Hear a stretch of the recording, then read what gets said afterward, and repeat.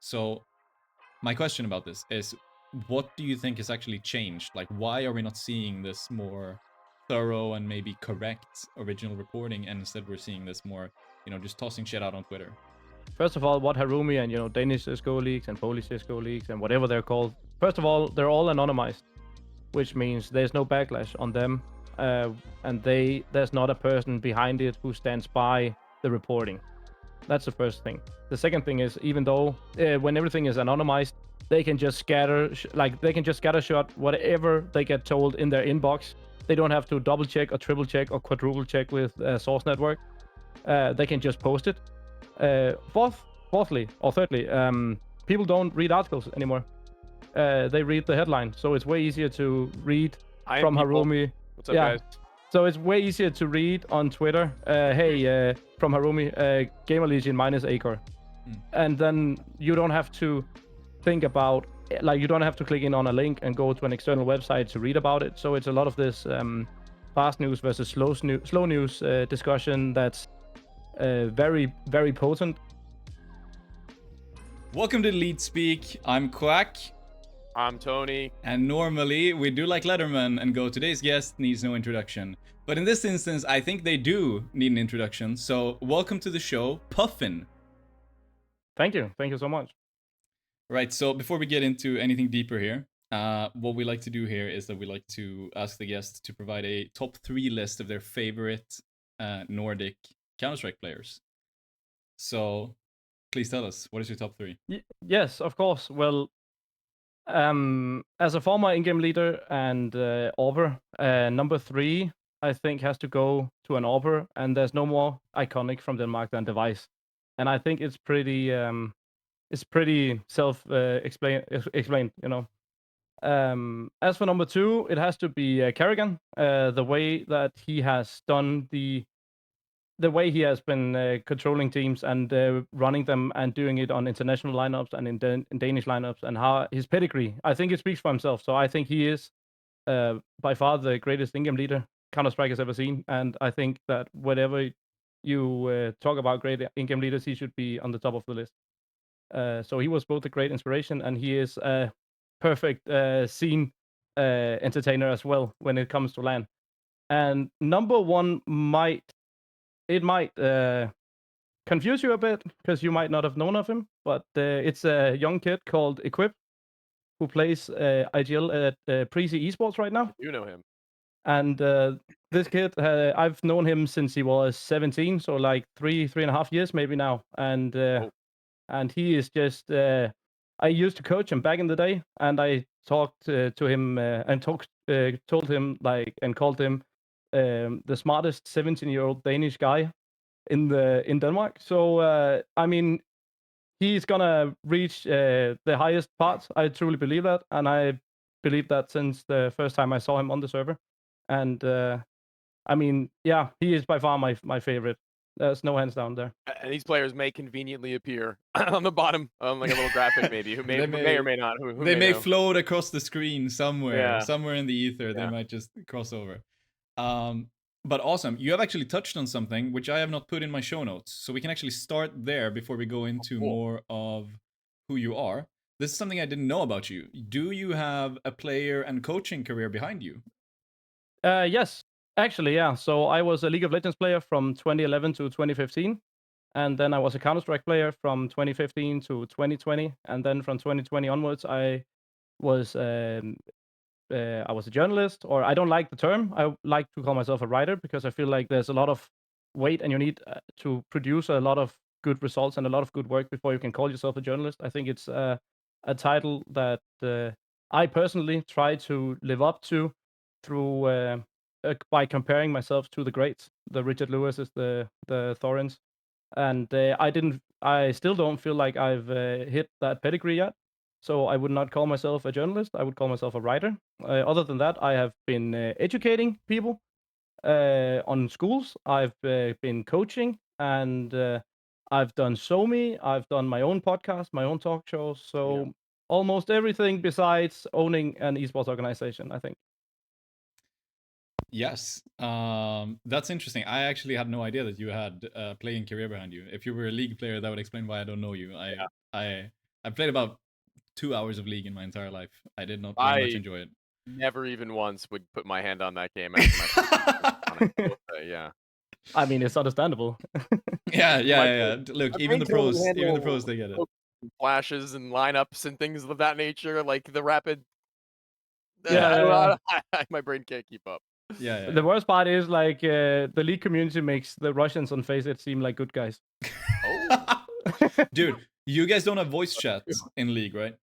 No, we don't. But people just stop trying after First Blood, pretty much. Yeah. 50% of the games. But they can Wow. just choose to disconnect whenever because they feel like they don't want to play anymore. wow. Yeah, well, that shows a little I know about League. But Yeah. all right, you did mention you are a writer, so you are. I think you've called yourself an independent investigative writer. So you do a lot of more of the original reporting as opposed to someone like myself, who does more secondary. I might write an article about your article, Right. so to speak. So, but if we start from the beginning, how like what is the path like? How do you go from having an interest in Counter-Strike and playing Counter-Strike to working in the line of work that you actually did work in? Okay, yeah. So it did not take me long, maybe 3 or 4 years into my Counter-Strike career. So it was maybe 2018, 2019, I realized that I would never be good enough to go pro. So my goal from then onwards to 2020 was to be the best in-game leader I could be to develop young talent to get them into the ecosystem. And during that time and during my playing career, I pretty much watched every single one of Thorin's thoughts from since he started it in 2014 until 2020 when I stopped. So that's a lot of content if you because he was posting it 3 or 4 times a week back then. Still And is, then actually. He's doing a lot of that even still. I watch. It's good.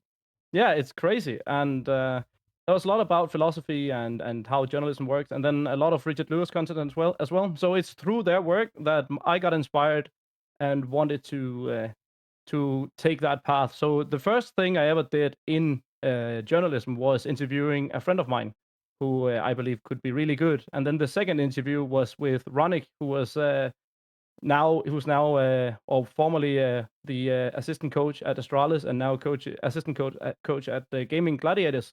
Yeah. So my friend group and those we played with was back when Ronick also was a player. So it was pretty natural to get those guys. And then I got Notan as the third guy. And then after that, I tried to pursue writing. And I didn't really want to do the secondhand stuff because I was doing it for myself to begin with. And I thought it was way more fun to do the digging and investigate whatever subject it might have been.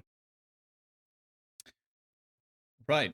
So that's actually quite a wide path. So you sort of go. Did you feel like you get sort of, as a player, did you feel like you get sort of an inside view of the scene, and that was sort of something that gave you this interest in like looking deeper? Was like you already had this inside perspective as a player?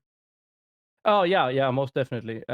Also, like first of all, roster leaks is not nice. It's not fun to do, but it's something where you can test or you can look at how good is your source network and how like you learn the path of knowing your source network and how to validate and double check and triple check and quadruple check whatever you get known through different independent sources to the so you get that under your belt so you know how to handle and act with sources in that sense.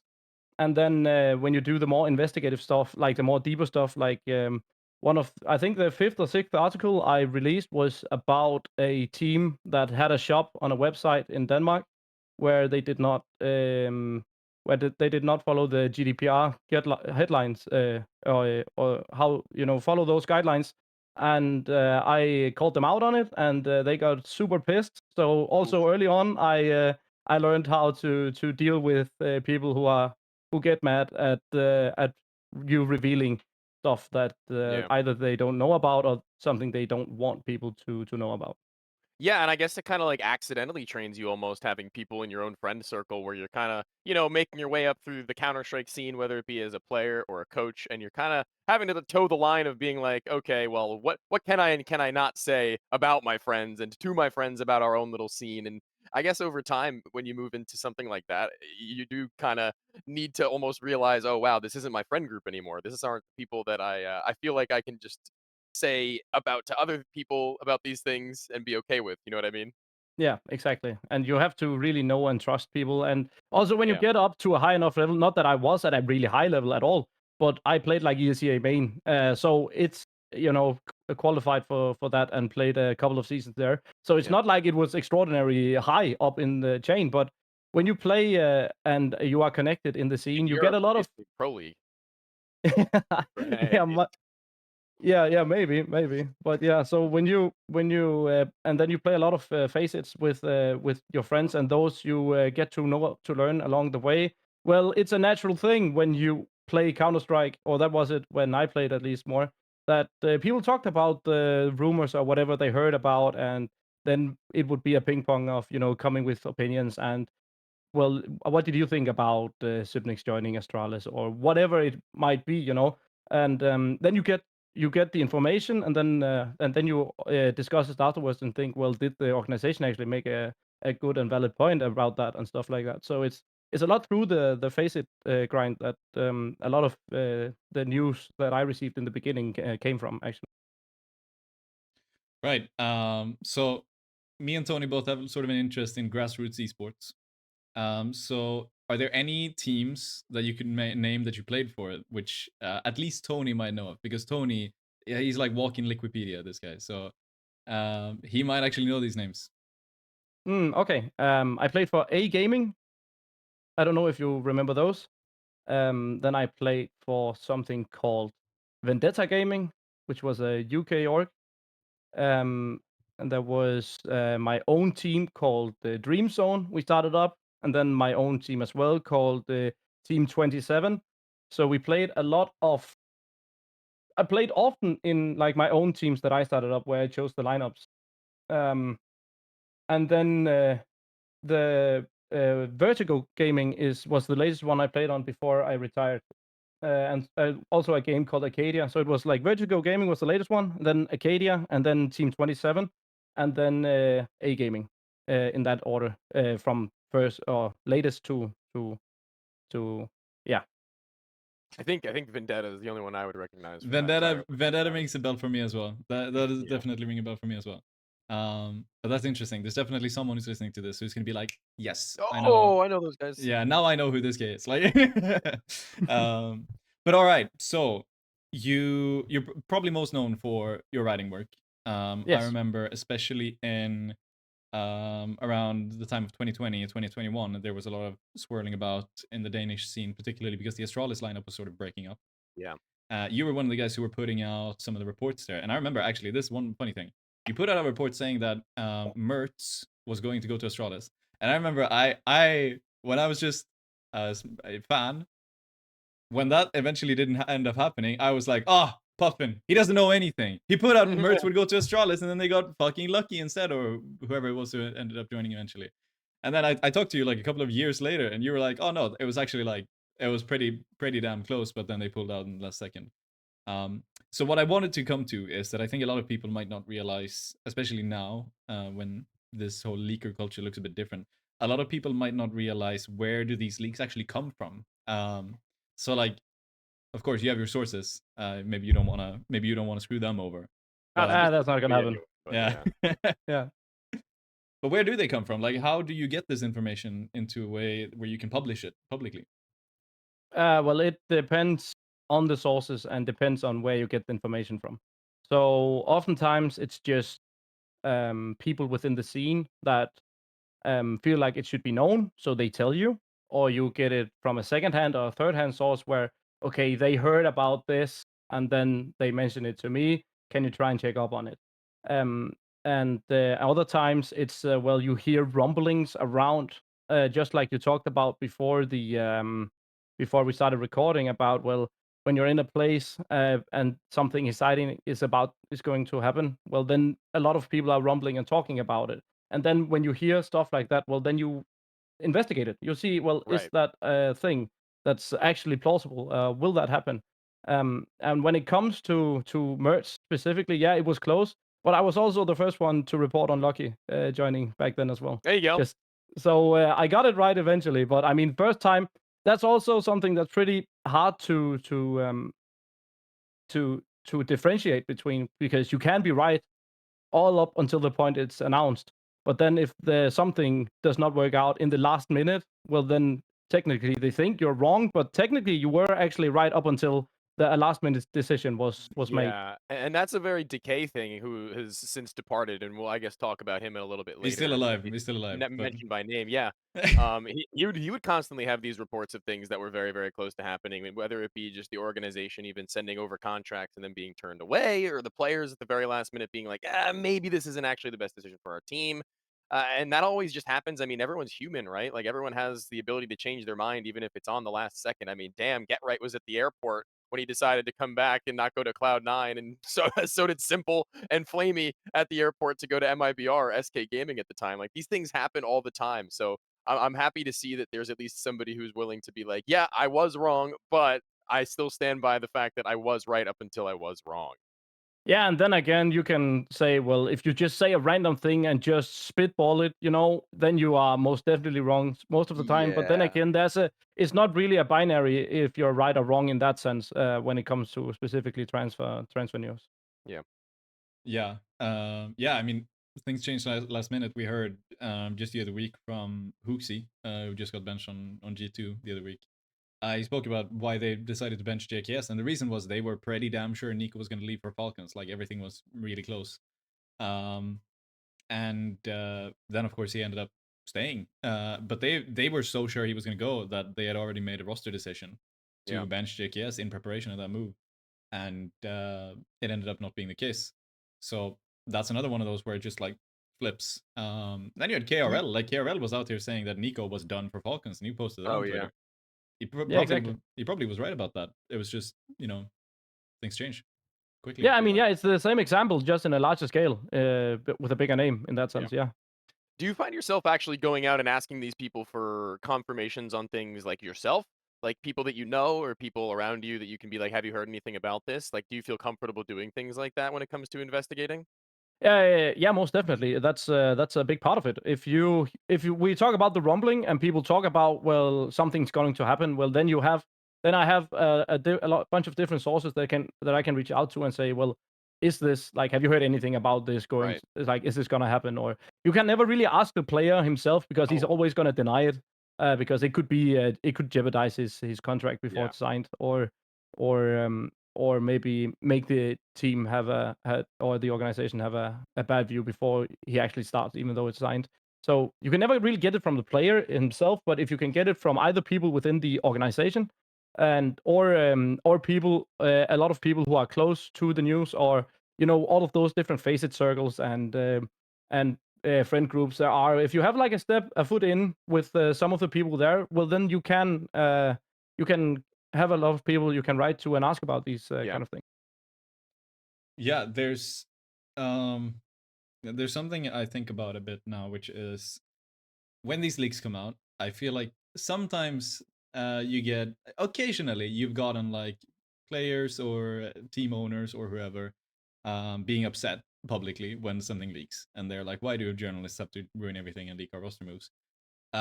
I feel like an easy way to do that is to just tell the journalist and just be like, we're going to do this, please don't tell anyone. And then, I mean, are they going to be assholes and leak it anyway? Like, you could just, if the org comes and says, we're going to announce this in 2 weeks, don't leak it, then they're probably going to shut up about it. So I feel like... I mean, I've tried that.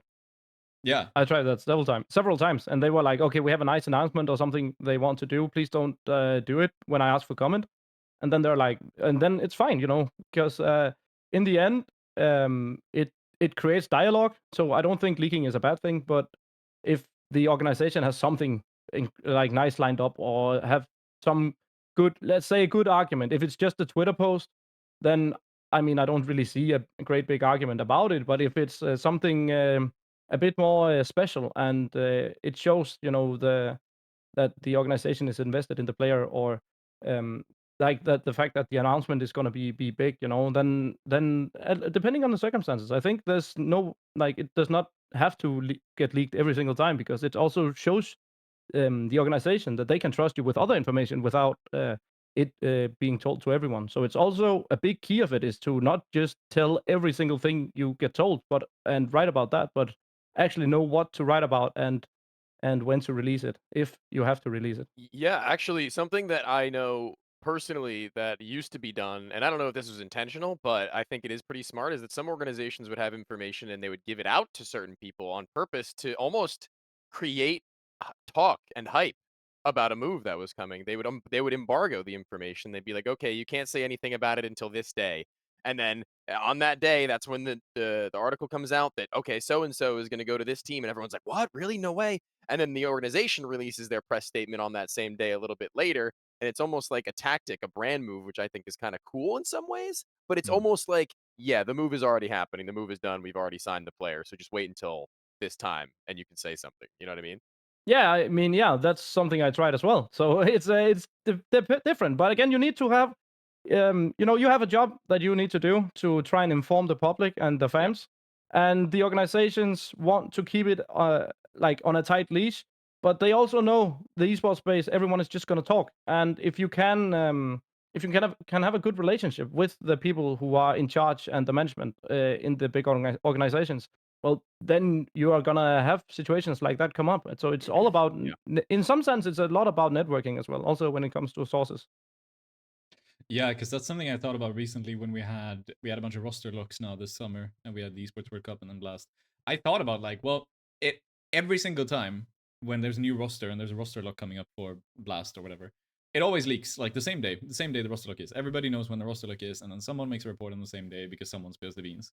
But I thought about like, why don't teams just go out and say it on the same day and be like, even if the contract isn't done, just say something like, we are gonna play Blast with JKS and Ultimate. But then I realized, like now that I'm thinking about it, and like these things about like having a leak beforehand, I think Liquid get more hype from having the Dust 2 articles say Liquid are playing Blast with JKS and Ultimate, as opposed to Liquid announcing it themselves and then announcing the signing and then everything happens. And like I think they get more hype out of like the secrecy around it, and then they can do the announcement and get even more hype. So that's a good point, that it's probably like it probably is the case that it is somewhat engineered in a way.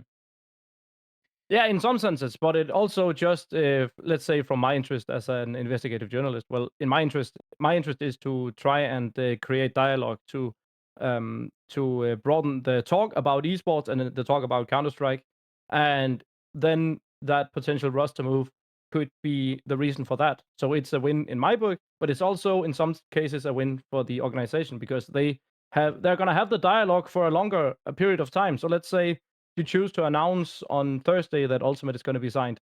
Well, if it's going to get leaked on Monday, you are going to have the entirety of Monday all up until Thursday to have dialogue where there's going to be talk about Liquid. Whereas if you only do it on the Thursday, well, then maybe you have Friday, and then it pretty much whistles out, and then everyone else is going on talking about something different, right?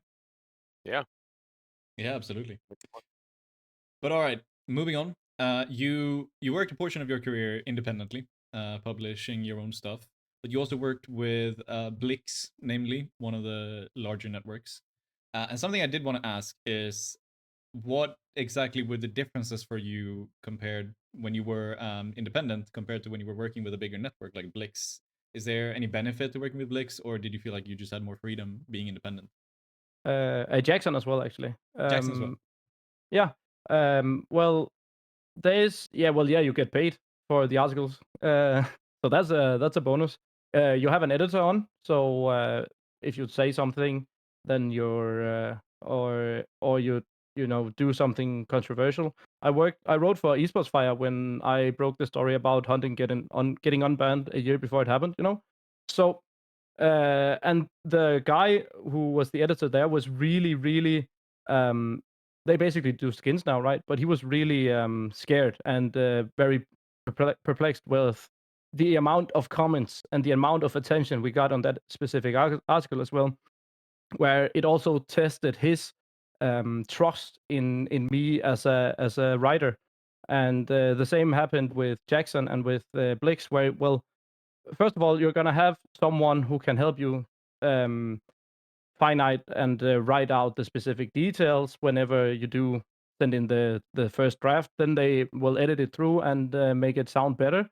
And secondly, you're gonna have some people who are gonna have your back and trust in your reporting, even though that you don't, even though that it might be controversial and the entire scene might feel like they're against you. Yeah, that makes a lot of sense. Because that is also something.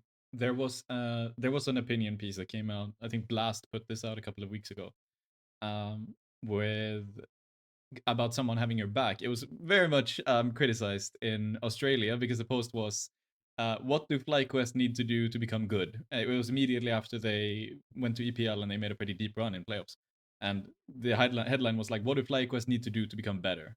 And then it was like, they just had a great result, but they need to sign JKS, otherwise they're gonna be too bad." And then it's like, all of Australia was like, "What the fuck are you guys saying? Like, we just had the best result in years, and you guys are out here like, Yeah. doing this." I don't know who the author was. I don't think anyone knows who the author was because there was no byline. But that is also the thing where like whoever the author was, I mean, sucks for them that everybody hates their article, but nobody knows. It could be me, so you know.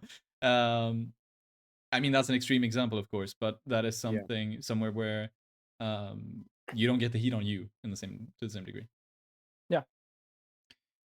But all right, so we've talked a lot about roster leaks. That is primarily what you've done. And this, we've talked a bit about what the impact that this has, but a bit further, aside from generating a bit of hype around certain teams, what sort of role does it play in the scene to have these people who leak roster moves ahead of time, and what sort of impact does it have on the esports environment in general, compared to something like, say, football, where this is just part of it all? Like, you can make a move in secret. Like, everybody's always going to know a couple of days in advance.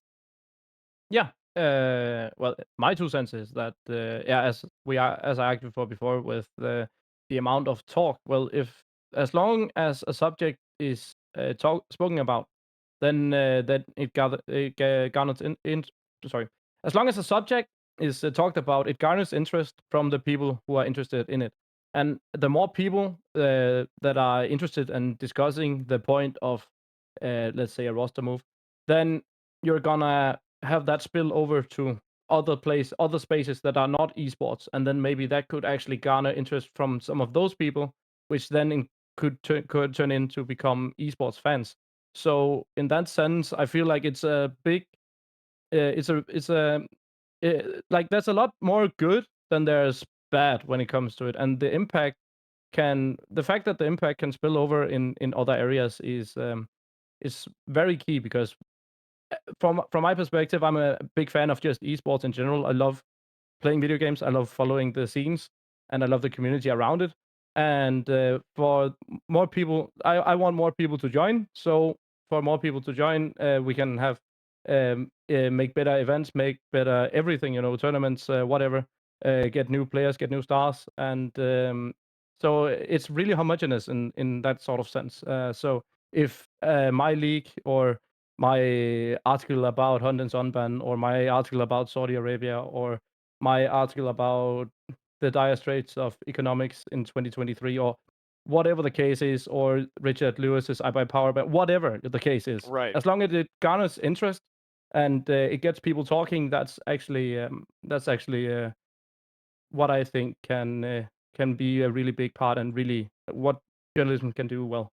Yeah, and then I guess that's what the back and forth between the whole dialogue in general is when you talk about how, maybe the story leaked by Richard Lewis about I Buy Power to many may have seen off the cuff. Maybe it may have seen like something that from the inside perspective of teams, players, and organizations is like, wow, how could he do this? Like, how could he accuse them of such a thing? And then as soon as it comes out that it's true, first of all, he's done a good job. He's actually done his research and he's done his looking and he's found actual evidence to that being the case. And then on top of that, you say it brings people in. It will. It's going to be a pretty large story in general, and it's going to put eyes on not only the scene, but also the integrity of the scene being called into question. And that, as an isolated instance, is just one example of that. So you put a really good point on how that actually does play a big factor. And honestly, A, being honest, obviously, always, that's your number one prerogative. But then also B, putting a story out there that will have some sort of a discourse that creates a positive discussion about the esports scene in a wider spread than just in a group of people or Yeah. a tweet that an organization put out in isolation that nobody's going to see because they don't follow Team Liquid on Twitter, for example, and follow all their notifications. Yeah. Yeah, but there is also something that has changed over the last couple of years about this. And this is also Sure. something I'd love to have your opinion on, especially because we have sort of moved away from Tony. You mentioned Decay earlier. Um, Probably in terms of leaking roster moves, he's probably the most well known in this space. Because he was the guy who was behind a lot of the really big leaks in Tier 1. It was like there was a point where it felt like, well, a move in CS is not happening until Decay has reported on it, and then the real announcement comes. Like it was almost every single time. Along with him, we also had Nell, and we also had you working in this space, particularly in Denmark, but Nell being more towards the French scene. Decay is gone. He has left esports entirely. Nell, I quite rarely I see Nell put out a report which is like, this is a new roster move which is coming. Or something else, which is like more investigative. It's quite rare. It doesn't get the same attention when it happens. And instead, we have a different kind of leaker now, which is people like Harumi. We have people like Overdrive. People who I don't really know. They don't have the best track record in terms of being correct, but they do put out a lot of stuff. And I remember when Harumi just bounced on the scene. It would have been like last year, when he just had some sort of tweet which was like, this team is gonna make this move and this move, and it just blew up because everybody was like, I've never heard about this. Who is this guy? And then he was correct about whichever move it was. I can't remember. And every single time now, as soon as he mentions something, it actually gets a huge amount of hype. So my question about this is, what do you think has actually changed? Like, why are we not seeing this more thorough and maybe correct original reporting, and instead we're seeing this more, just tossing shit out on Twitter, and see what happens? Yeah. So first of all, what Harumi and Danish CS:GO leagues and Polish CS:GO leagues and whatever they're called. First of all, they're all anonymized, which means there's no backlash on them, and there's not a person behind it who stands by the reporting. That's the first thing. The second thing is, even though when everything is anonymized, they can just scattershot whatever they get told in their inbox. They don't have to double check or triple check or quadruple check with source network. They can just post it. Fourthly or thirdly, people don't read articles anymore. They read the headline, so it's way easier to read I am from people. Harumi. What's up, Yeah, guys? so it's way easier to read on Twitter. Hey, from Harumi, Gamer Legion minus Acre, and then you don't have to think about you don't have to click in on a link and go to an external website to read about it. So it's a lot of this fast news versus slow news discussion that's very very potent, and we can get into that if you want to. But that as well. So you don't have an author who is who's gonna take the fall if it's wrong. You're anonymous, so you don't have to fact check and triple check and quadruple check with. You don't have a source network, so you can just post whatever it is you actually want and whatever you believe might be the case. And thirdly, when people don't read articles, there's not money through ad revenue or whatever on publishing sites, as you've seen with Jackson and Blix both shutting down. So the people who do reports like me, I did, for example, there's not money to pay us. So we have to do it either through our own Substack, which Richard Lewis and Thorin is doing now, or you have to do it like Harumi and then maybe get ad revenue from buying X premium or whatever. So it's every single incentive is towards the anonymous leaker, and and fourthly, people don't remember when you're wrong when you're an anonymous leaker. So Oh man, I just can't tell you how many times in my Discord that Quack and I are in that we just see all these things that are just spat out one and one and one, and then we do like almost an audit of how many mm, times they were actually correct. Mm. And it comes out where obviously there's a very real possibility a lot of these things are actually happening. I'm not going to deny that. But what I will say is that there is a lot of them that didn't end up happening. yep. And and then again, you don't have to take accountability if you're a Harumi, because you just post the tweet and then, okay, you were right once about a tier 1 thing happening. And then, okay, well, that generates hype for the general population that, okay, well, if he says so, it might be true because he was right about Kenny S to G2 or whatever it was, Yeah. right? So in that sense, there's a lot less risk, and there's not a lot of a backlash when it comes to the anonymous leakers. Yeah, because that's also something that Thorin spoke about. He did a big video on this where he basically just ranted at Harumi for a while. But he also did the same thing with the audit, where he just like looked through his tweet, and there was one in particular which stood out, which he also talked about for which was at one point Harumi said, "OG, we're gonna add Cypher and Gympat." I think it was last summer. Oh, right. Yeah, and he just looked at that and he was like, "I have talked to the people in OG. This was never even thought about. Like nobody at OG even thought about this. So this is probably just something someone Harumi knows probably just said this, or he read it somewhere, maybe even in a different language. Maybe he read it in a language he doesn't understand, and just went, "Oh, it says OG Cypher Gympat," and like maybe Yeah, it did. or Yeah, sorry. no Or problem. it Go was ahead. just or maybe it was just a DM from a random Twitter follower he has, and Yeah. he doesn't have to double check and validate it. Yeah, he's got nothing Yeah. to lose on it. Another thing is that a lot of these things are, in my opinion, like very reasonable guesses. Like a lot of times when you scroll through some of these accounts, it's like it's always minus the worst performing player plus a good performing player from the same region. Like it's always, I think Harumi has probably leaked Medisport minus Yakinio like 3 times, and then plus Knock or plus Fuzi or whatever. I know Yeah, I that's an know none of interesting that one. was ever on the cards. It was never on the cards. Like, so like, there's absolutely no checking there. Like, it takes 5 seconds to thought to verify those, but he just Yeah. posts them.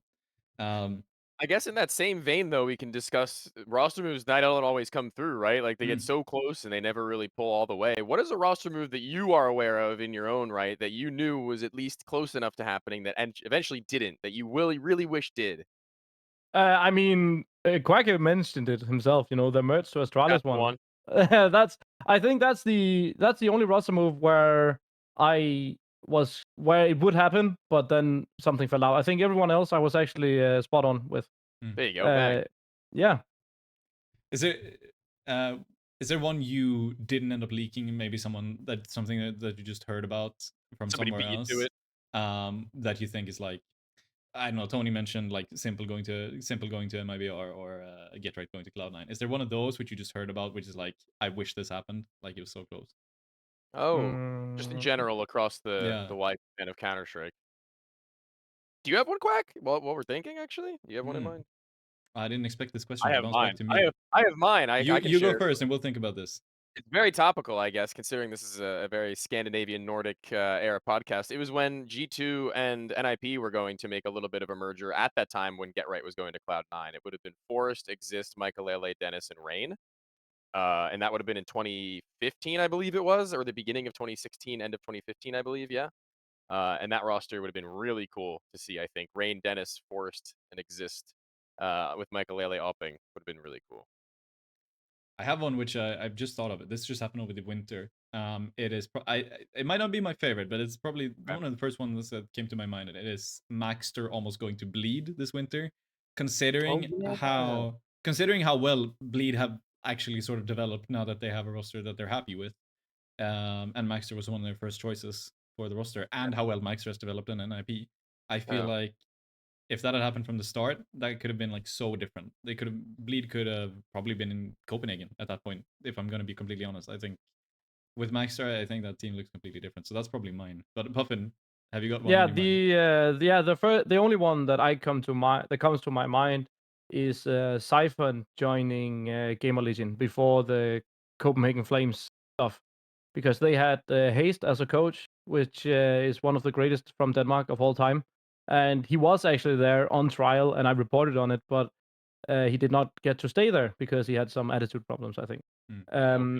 Um, but I think that is the closest one. There's something about Sipnix, but I do not remember it.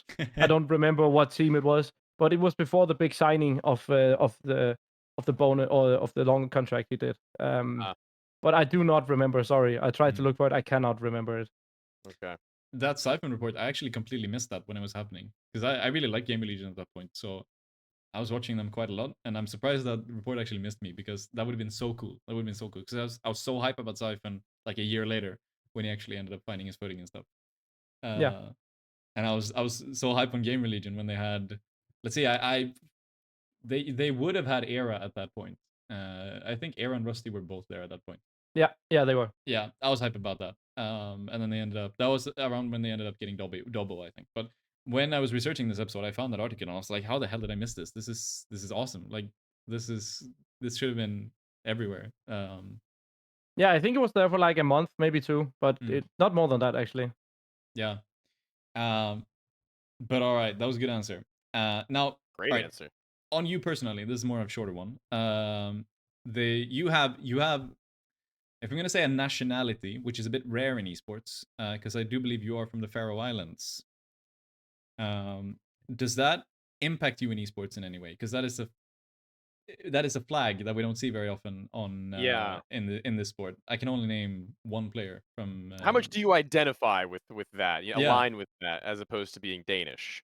Yeah, well, I think it's more for semantics because technically I was born in Denmark, but all of my family is from the Faroe Islands. I speak the language, so a lot of the culture in Denmark I learned when I grew up through third party, friends and stuff like that. It was never from my own family. So in that sense, I would say, well, my name is inspired from Faroe Islands, from the bird, which is called a puffin as well. Right. So in that sense, well, yeah, I actually identify quite a bit with it. But I mean, for the amount of work that I've done now and stuff like that, I think it's more Danish than it's Faroese, but I feel like it's a worthy mention because it's a very unique country with not a lot of people, and it's not often you see it in the esports space and in Denmark in particular, actually. Yeah, I can only name one other esports person from the Faroe Islands, and that's the player HMonster, I think his name is. Yeah, and I can only I know him. He's a good guy. Yeah, I can only name him because I've seen his flag and I've been like, huh, Faroe Islands. Yeah. Awesome.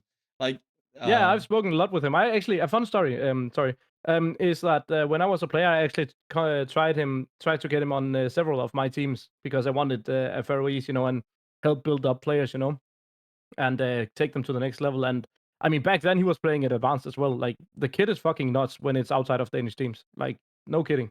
Yeah.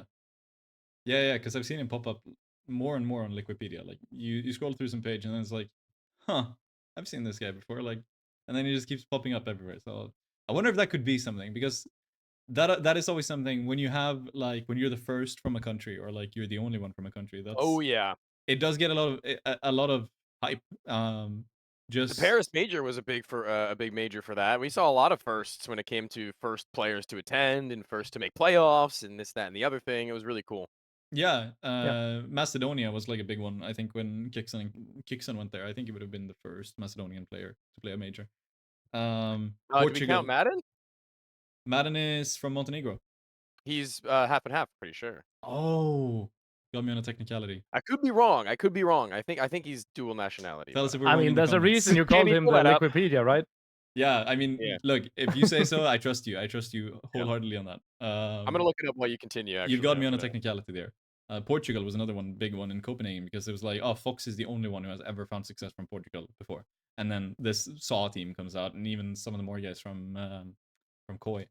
Like that was a big one. So nationality plays a big part in the publicity I think you get. So if there is someone like HMonster who could, I almost said H Bomber guy, that's the YouTuber, but HMonster. If there is someone like HMonster who could like break out, that's like it's free publicity in a sense, just being like the first guy. Yeah, and I mean, I am rooting for him with all of my heart, honestly, because the kid is crazy good, and yeah, again, like me, he's like one of the few who's actually made it to a point where people recognize your name somewhat, at least. So yeah, I totally agree. Yeah. Tony, muted. I was gonna say, chat, I was wrong. I think it doesn't look like I was right. I see that a lot of North Macedonians follow him and appreciate him for some reason or another. But clearly, clearly, I was wrong, chat, and I'll be the first to admit. That's the first time in a while, though, I've been wrong on something like that. I'll take that. I'll take that. But I actually do want to take the segue into the next because we talk about the alignment, obviously, with Denmark as well, and your affinity for Counter-Strike, and the state of Counter-Strike in Denmark in 2024 is a lot different than the landscape we'd seen in years past. So what do you see as the current state of the Astralis era, I guess we're in now, in terms of the top of Danish Counter-Strike, and what is next, and what are the steps that they need to take in order to get back to where we had these maybe 3 different Danish teams competing at the same time to fight for that top 5, top 10 spot? Okay, yeah, let me put some context first. First of all, we had one of the biggest majors ever in PGL Copenhagen, and it was attended by a lot of fans, and there was a lot of interest from both Danes and internationally. Well, Astralis is the only Danish team besides Sashi and Gaming Gladiators, which is an Canadian-owned organization who can have full-time positions in the space. And the interest that was before COVID, so back when we had something called Campus Vejle, which was a gymnasium or high school. Okay. I know someone who went there. Actually, I have a colleague at the Danish just too who also went there. Mado, he works there now. Yeah, exactly. Yeah, exactly. And a lot of those, that was back when Astralis had their era. Oh yeah, and by the way, Astralis fans are a bit like Manchester United fans, where they all live in 2018 and think they're the best team, and whenever anything happens, and whenever a match is getting posted or whatever, there's always a lot of talk about it. Yeah, And they're Tony, just Manchester wishing United to... is Manchester United is a team that Come plays real on. football. Yeah, just so you Come know. on. I just had to fill you in there. Yeah. I knew you were chomping at the bit to say something about real football. All right, anyway. But yeah, anyway, yeah. So You have Ronaldo though, device. Yeah, true. Really But messy. Ronaldo is not playing wingback like Device is right now. Oh, wow. Okay. We're going All deep But on yeah, this I one. mean, no, he's... Explain it to me in football terms. Yeah. Break it down. But yeah, anyway, so we have a lot of interest in Denmark. We don't have as much interest from the young players who are up and coming. There's still some boarding schools that have esports lines that they can go on to and focus on and to become better, and they have really great teachers there as well. But it's not as wide as it once was, and it was very integrated in the school system before COVID. Now after COVID, first of all, we have had a lot of like people who supported the scene from the grassroots that have slowly, gradually went out of it. That's both organizations you see with Tricked and Copenhagen Flames. We don't have a North. We technically don't have a Heroic anymore. So the path to pro is not as simple as it once was. And the same is the case when it comes to, well, in the path to pro we had earlier, well, you could play with Barry, you could play with Haste, you could play with, then you go a step up, then you could play with Asilian, or then you go a step up, then you could play with Sky, MSL, and then Glaive, and then Kerrigan. So you had a lot of building blocks and steps you could take when it came to it, because we had all of these teams that actually could have a full-time salary and focus on the game, right? Now we have what Iceberg, I think is calling in Sashi, and then we have Paddy in Gaming Gladiators, and then we have Device, who's a newly appointed IGL. So just in the IGL pool in itself and how they educate people and teach them how to play the game, that path is not there anymore in the same sense. There's not the same incentive for the schools, since the interest has died down a bit since the Astralis era. Well, there's not as much incentive to have esports running on the different locations and clubs and schools and so forth throughout the country. And furthermore, we only look now at the people who has the highest rating in the different games, and that's those we sign. And we even have Glaive and Kerrigan, who's not even in Denmark right now, playing for Danish teams, because we simply cannot facilitate and put up a good enough talent, because we only have Device as like an elite AWPer. We have a lot of young, good talented riflers at anchors. We have no in-game leaders, we have no AWPers, and the grassroots has been pretty much dismantled, even though there's a lot of interest, as we saw from the PGL major. Yeah, that is actually something I want to touch on too, is the fact that you mentioned that you have a lot of this, I guess, rifler talent that are able to play very high impact roles, though, is an issue, right? Like, you can't really have a team of 3 riflers, and you see on paper, right? I'll give you an example right now, actually. I think that Valde, Altex, and Zyphon is a great 3 to look at in terms of having a rifler core, although Valde isn't game leading. A lot of them probably want to be taking up a little bit more of the space on a team in general, and Valde being the caller has to take a back seat. Altex being the younger guy on the street with the Zyphon having a little bit more reps under his belt probably gets a little more of the sunlight. And then Nico is left to just run in, right? So a team like TSM, that's a team you could throw in maybe a young entry fragger who is bursting out onto the scene in Denmark. But the thing is that I don't think, like you're mentioning, there are a lot of in-game leaders even at a lower level below that to build a foundation to create that level of talent, to foster that talent. Where once you did have like your MSLs, your Bird from Skies, who's now on the bench, waiting for him to make his return. Hooksy, who I doubt would even come back to the scene right now, knowing that he has international capability. I I see a world where maybe he will come back, and that would be huge, I think, for the talent pool in general to actually take a step back and say, okay, what do we got to work with? But yeah, I completely agree with you, and I want to really just hunker down on the fact that okay, we have our Magisk already. We have our Yabby already. We have these kinds of players who are able to play these high impact passive roles. We need someone who can actually get down in the trenches, man. Yeah, we have some of those players as well, and even someone like Stair did it earlier in his career, so Fair, he yeah, would he's he the would best be able pick. to do it again. No biggie. But then again, if you're a Bird from Sky, if you're Hooksy, uh, like who, like what Danish team can you join? Yeah, Like there is no Danish team besides it Astralis. would be a rebuild. Exactly. It And would be who, something new. like who's gonna come in? Should it be like a Singularity that we just saw announced? That are they gonna spend the thousands and thousands of Danish crowns and thousands of dollars to sign these players? Do we even have like we don't have the same level of play from Peak, Magisk, and Dupree. We don't have that in the talents, No. even besides the three on Astralis, right? So even though Gaming Gladiators did great, even though the former Copenhagen Flames did great, that's top tier 2 level. That's not top tier 1 level. Yeah, and I mean, we even had a team like Preasy, which was sort of doing this sort of space. We had some better players who stepped in into a lower tier. Like when Dupree was there, that was it was brief, but like if he had stayed, that could have been pretty big. But they also left the space. They felt like we're gonna try to sell the organ, sell the team, and whatever, whatnot. But I mean, if you sorry, but if you knew the salaries and how little income they get from those salaries, you would also understand why there is no teams like that, because the grassroots and the sponsors are just not there if you don't get European or international sponsors on the team. Like endemically in Denmark, there is simply just not enough money, in plain and simple. Yeah, and I think both me and Tony can sort of relate to this with the lack of a certain kind of players coming from Sweden and America. Especially experienced in-game leaders, there is next to none in either of our scenes. I mean, you guys have Stanislaw and Wildcard, which is It's also trying to step into a higher tier where they're not going to be that sort of development level.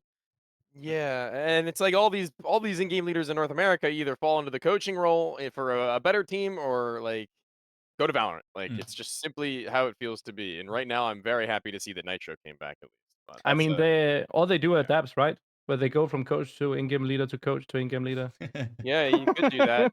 You could. and then Yeah, I'm get just glad to replaced see by he's still Stanislaw. around. I guess at the end of the day, but Yeah, true, true. yeah. I mean, and it's same thing over here. Like we have, I mean, the good we didn't have a lot of good Swedish in-game leaders to begin with. Like that was you just had experienced ones. yeah, Yeah, but we didn't have a lot of them. Like we didn't have. I mean, look, we had Golden, we had Pronax. Dennis, Uh, who wasn't really, yeah. yeah, uh, exactly like a strat book kind of guy. You know what I mean? yeah. Exist, of course. Flusha did Yes. it for a while. Freiburg. Freiburg, of course. But a lot of them, I mean, a few of them have moved on into coaching. A few of them have moved on into different teams.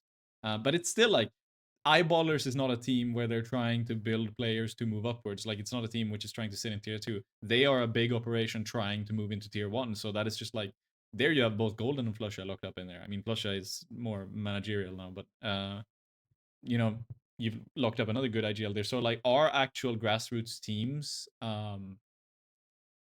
they have to work with much newer players, and it is important to have these like experienced players who can come down and, I mean, maybe even if they don't really mean to, like even if they don't even do it on purpose, teach new players how to play the game, because that was something I remember Hampus when he was on Thorin's show mentioned existence. Like when he played next to existence without calling, he said that was like the biggest improvement he's ever made as an IGL, like playing next to a good IGL. So um I mean, more Yeah, and and I more. mean, we had that naturally in Denmark for so long until all of the players retired or went into coaching. Yeah. Or And international for that matter, yeah, little by yeah, little, yeah. exactly. I mean, you had the Haste, you had the MSL, you had the Asilian, you had the Bird from Sky, the Berries, the Snappy even, I guess. Hundens, yeah, Snappy, you know, you had it all the way up. That's like 8 different names on 8 great different teams we had at one point, right? Yeah. And then suddenly nobody's there anymore, Yeah. or they're internationally.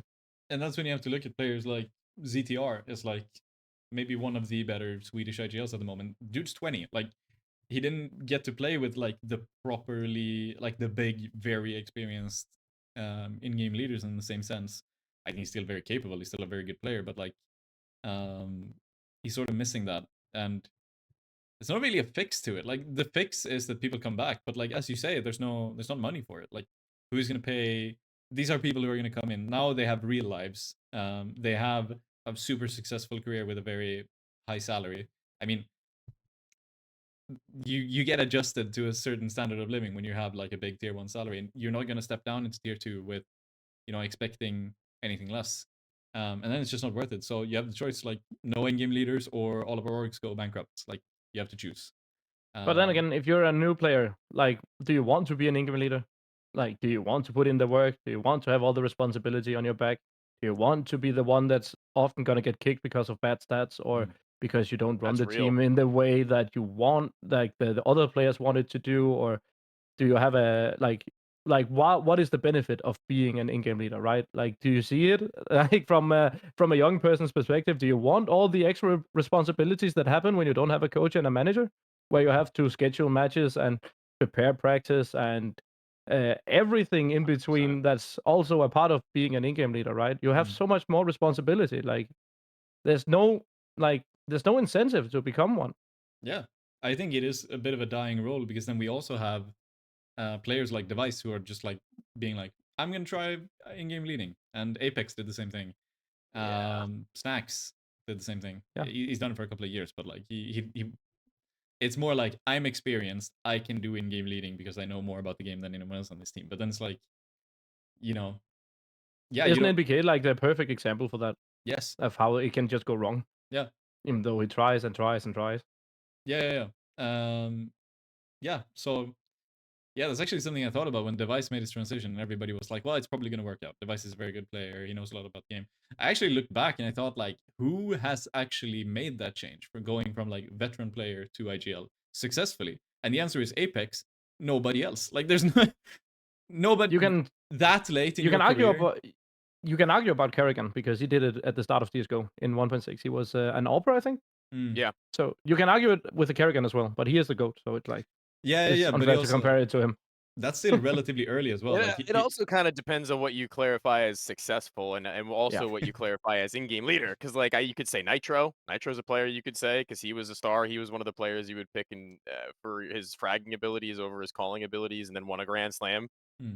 True. but nobody's Tarek really won a done major. it. I mean, do you count him? Like Yeah. these are NA names, obviously, but I don't No, know I how. mean, how yeah, much you got a you point there. Boomage is classify. another one. Yeah, Yeah, I sure. mean, yeah, the Boomage. point still stands. Yeah, definitely. Yeah, there are a couple, but like then for each of the ones that are successful, which I'm assuming is the people that Device look at it and are like, well, I could also do that. There's also like for every one of those, there's like 2 or 3 who just didn't do anything, and we just forgot about Yeah. them, all of us. So, If you want to rephrase, somebody who was able to keep their own individual level successfully whilst putting a team together competently, Device is probably up there above almost anyone. so far, So Yeah, far. I mean, you can argue Blame F maybe, but yeah. Yeah, we could argue Blame F, but I feel like every time I argue Blame F, somebody raises the Baiter and then Yeah. Eco Kill argument, and I'm like, yeah, okay, I think it's well, cheating. shut up. Yeah, I think it's cheating to say blame F in this in this regard. Not fair, bro. Yeah, no, but yeah, that is. I do relate to that with like the lack of a certain kind of player in the lower scene. We have the same issue here. So yeah. And we also did touch on how did Denmark become so good in the first place, which was another thing I was going to ask. We're just ripping off all these questions that I had prepped. But all right, we're going back to you. You have quit your writing career for now.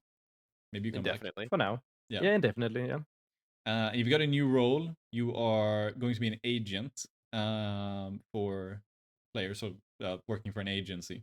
Yes. How did this transition come about? Yes. Well, that transition came about that I just finished my master's last year, so I need to try and look for opportunities to earn some grown-up money, if you can call it that. Because there are some bills that needs to get paid. And in esports, I tried the journalism. I love doing it, but there was simply not enough money coming in. And even though you love something, you cannot do it forever if you need to have a roof over your head. And I got this opportunity where I could possibly go full time in becoming an agent, and that was also um, an interesting experience to try to sit with the because again, when you do a lot of things in esports, you are gonna read a lot of contracts. You're gonna help a lot of people with a bunch of different things, be it PC problems, be it contracts, be it whatever. So I've softly done it a lot as well. So I already have some experience with it.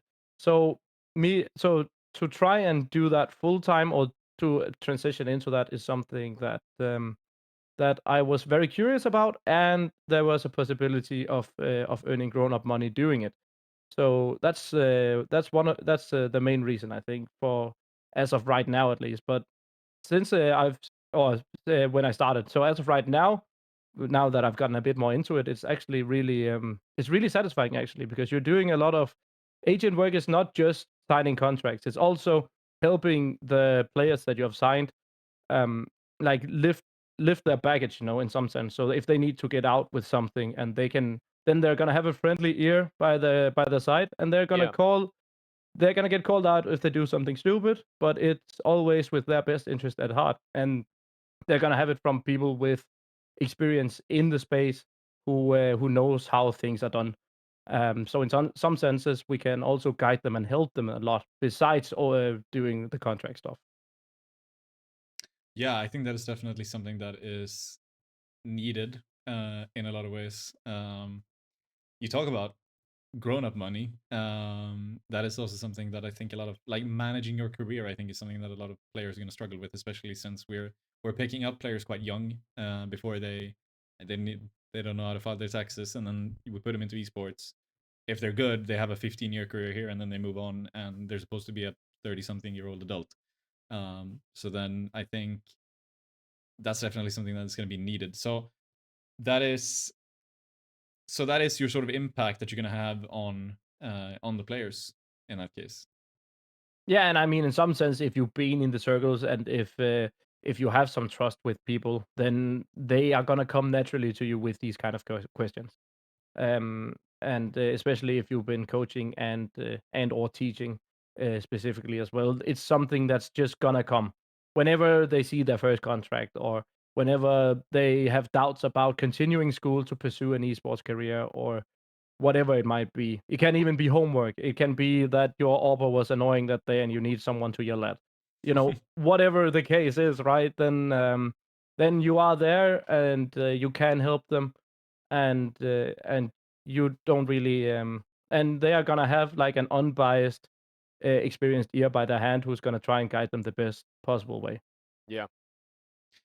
What sort of players are we talking about? Uncle Puffin. Uncle What? Puffin, yeah. Fuck Uncle Puffin. Yeah, completely. Yeah. What sort of players are we talking about here? Is this going to be Denmark in particular, or is it going to be more broad?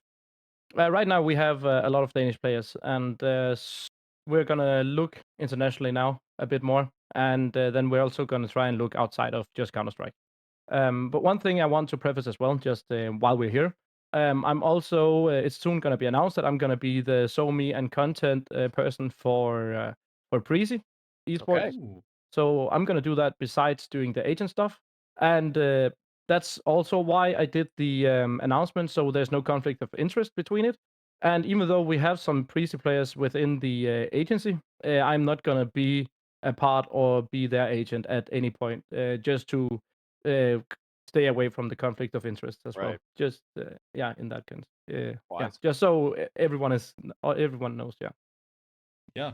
I mean, the agent space, I feel like if you're doing social media as well, you're sort of outwards facing in that sense. I feel like the agent space isn't really. It's not something people know a lot about in this game, in this scene. The one guy people think about is Jerome, Yeah. Prodigy Agency, who's probably the only one I can think of who's sort of outward facing in that some sort of role. And that's But it's definitely Sorry. it's also just a lot of just all of the work. It's behind the scenes stuff. It is helping your player with all the things that I talked about earlier and the contract stuff and stuff like that. So it's not really for the public to know or talk about. But the fact that Jerome has the Prodigy, the ESEA team he plays with his signed up members, and stuff like that, he's really good to promote it as well. In that sense. But you don't see it from Ulti Agency or Guardian Agency or whatever else agency that's out there, FK Pros, you name it. You don't really see it from those. It's actually Jerome there. He's a unicorn in that sense. Yeah. Is there a use for the network that you've built up as a writer, like the personal network you have? Is there a use for that in the agent role that you think could be impactful?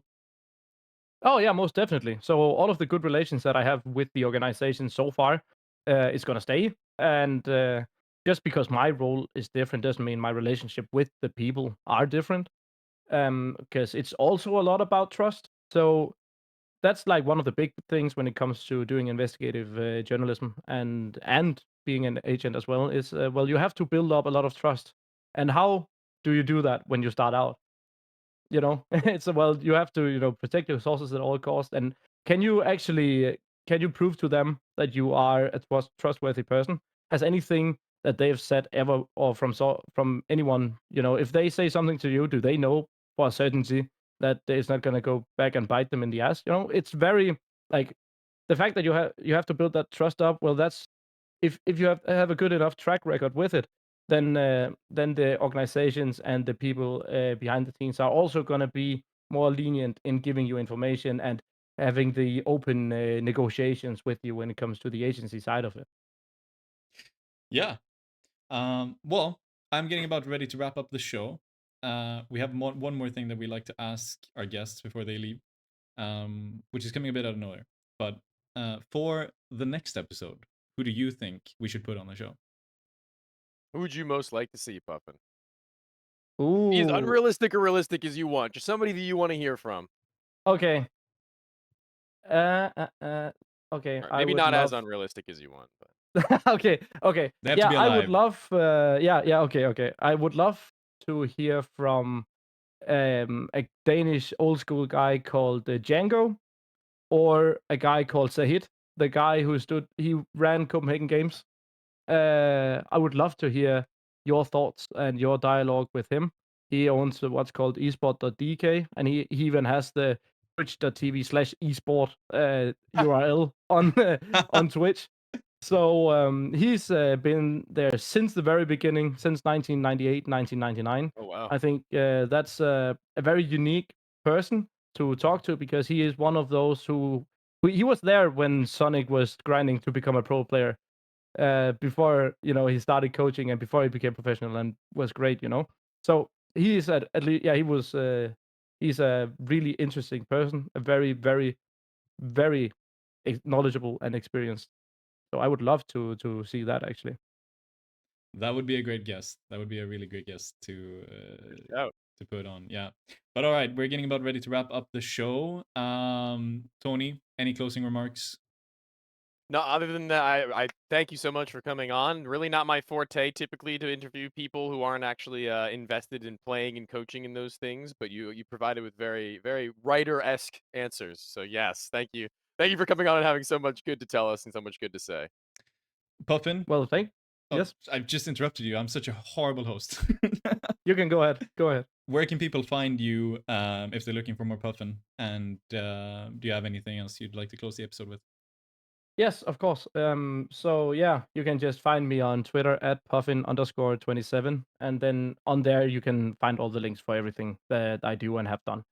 As for closing remarks, I'll just say thank you for having me on. This is the first time I'm on the other side of the interview table, if you can say it like that.